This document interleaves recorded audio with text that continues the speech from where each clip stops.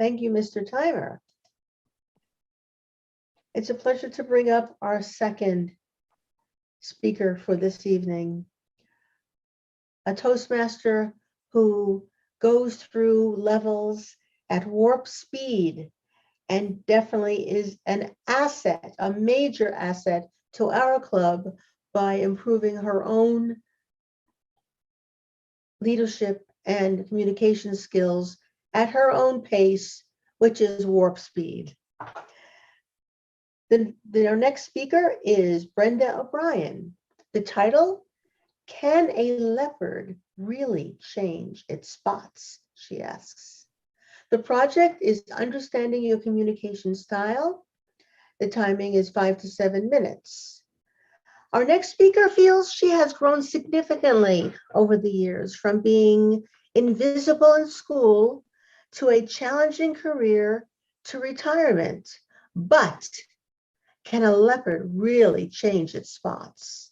This evening, using the Level 2 project, Understanding Your Communication Style, we'll find the answer to, can a leopard really change its spots? Please welcome past district governor, distinguished Toastmaster, Brenda O'Brien to the virtual lectern.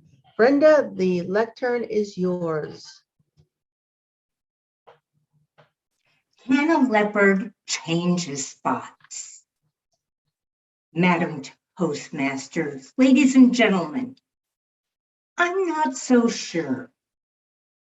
Sure, a leopard, just like a puppy, is really cute when they're small, but then they grow up and don't really look the same.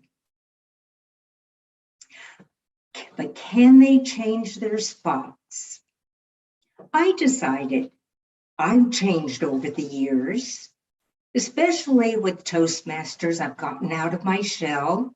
I no longer feel I avoid saying hello to a stranger, or at least I think I don't avoid it. Since retirement, I've been much more relaxed than I ever was when I was working. I think I've changed a lot. So I decided to check and see how my communication style has changed. In other words, has my spots changed?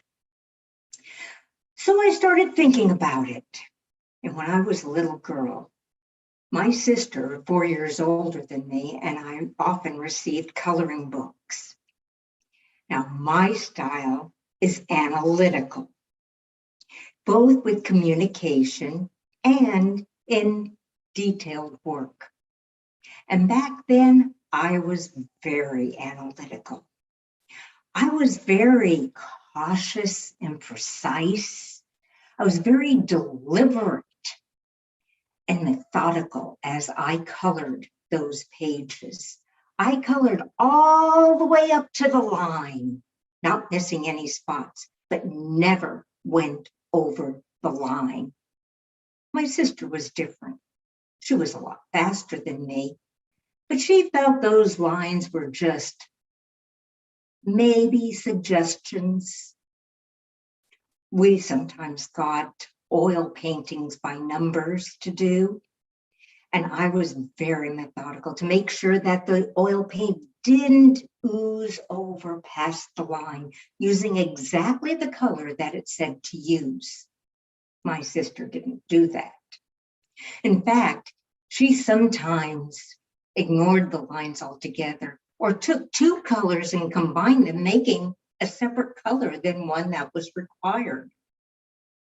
What I couldn't understand back then is why all of her pictures always looked better than mine. I followed the rules. Well, that analytical style really helped me out in my career, handling insurance claims, especially with the litigation or investigating fraud.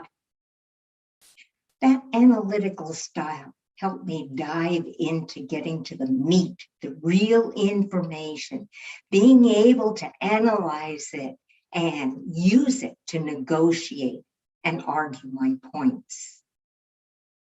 But along with that, I had an additional supplemental style, and that was supportive.